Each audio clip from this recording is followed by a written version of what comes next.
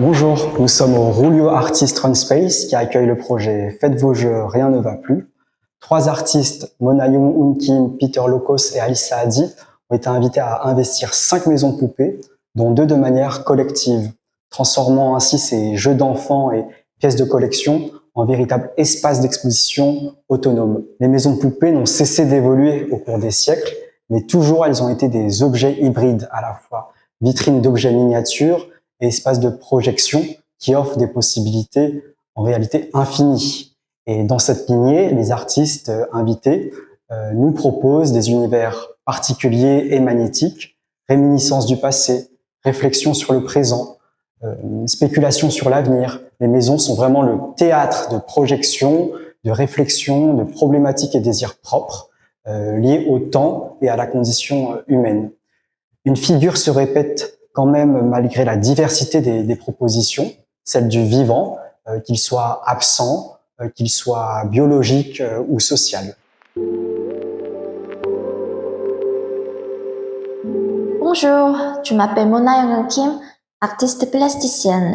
Dans cette exposition, j'ai travaillé avec cette maison miniature que le curateur Antonio nous a proposé. Cette maison est transformée ici en un espace questionnant sur les ruptures des échelles et l'absurdité des normes sociales et la diversité des corps. À l'intérieur, des figures humaines imprimées en 3D, rigides et disproportionnés, tentent de s'adapter à des meubles inadaptés. Ils modifient leur corps pour correspondre à des objets trop grands ou trop petits. Un homme pile la nuque pour passer une porte trop basse. Une femme écrase son corps pour s'adapter à la hauteur du cuisine. Ou encore un autre allonge ses jambes démesurément pour s'asseoir dans un fauteuil trop grand pour lui. C'est remplacé par les fenêtres et le toit de la maison avec les vitraux que j'ai créés. Ils introduisent des motifs qui évoquent le gigantisme, comme le pied du robot Gundam de l'anime japonais ou le Pic Saint-Lô, la montagne le plus connue à Montpellier.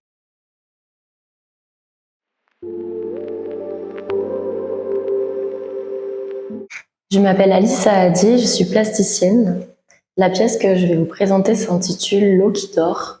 Elle présente plusieurs espaces d'une maison de poupées qui sont investis par une présence organique qui est le sable, qui vient se mêler à des objets qu'on identifie comme provenant de l'espace domestique, comme des linges qui sont solidifiés, qui sont figés dans leur mouvement, des linges pliés, des linges envolés. C'est un paysage en friche qui apparaît, qui correspond à des objets qu'on peut reconnaître comme des plantes, du sable, des structures, des filets plastifiés de chantier, mais qui à la fois s'en détachent et représentent un espace qui n'est pas identifiable et qui est plutôt de l'ordre de l'onirisme et du rêve. Par la fenêtre, une lumière orange baigne le tout dans une ambiance chaleureuse qui vient en contraste avec cette friche abandonnée et l'absence d'humain présent dans la maison.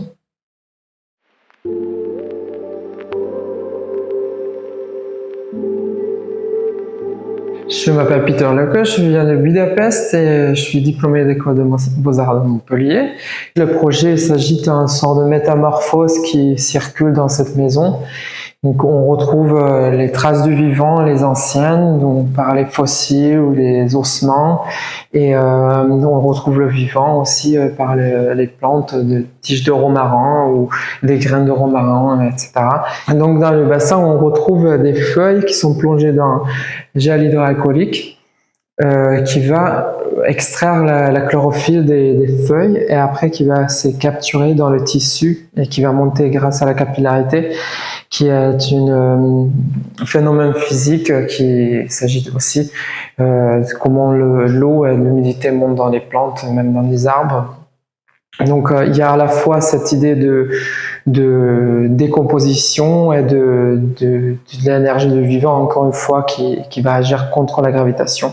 De l'autre côté aussi, c'est pareil, qu'il y a un fossile qui tient cette tige de romarin qui va percer toute la maison. Donc il y a une idée de circulation de l'énergie ou de transformation de matière en général dans mon travail.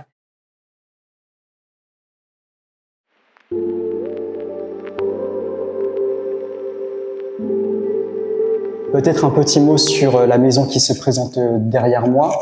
C'est une maison investie collectivement par les 3 artistes. Une maison avec des meubles d'origine, au style un peu bourgeois.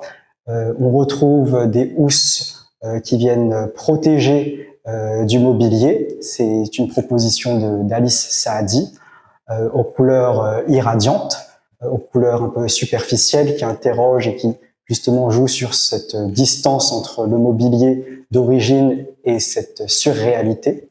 On retrouve aussi cette question du cycle de la vie avec le travail de Peter Lokos, avec par exemple des sculptures de petites dimensions qui rappellent la forme humaine.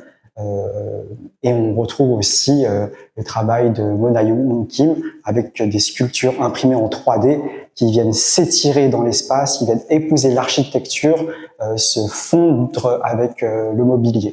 Et donc cette proposition qui est derrière moi, d'une maison collective investie ensemble, est en fait un croisement des histoires, un croisement des narrations et des créations. Il y a un point sur lequel je voudrais aussi insister, c'est que le public est lui-même invité à s'emparer de cette thématique des maisons de poupées en investissant une 6e maison qui lui est accessible et donc la création d'œuvres d'art miniatures leur est proposée, ce qui permet de prolonger en fait l'exposition dans un versant beaucoup plus actif.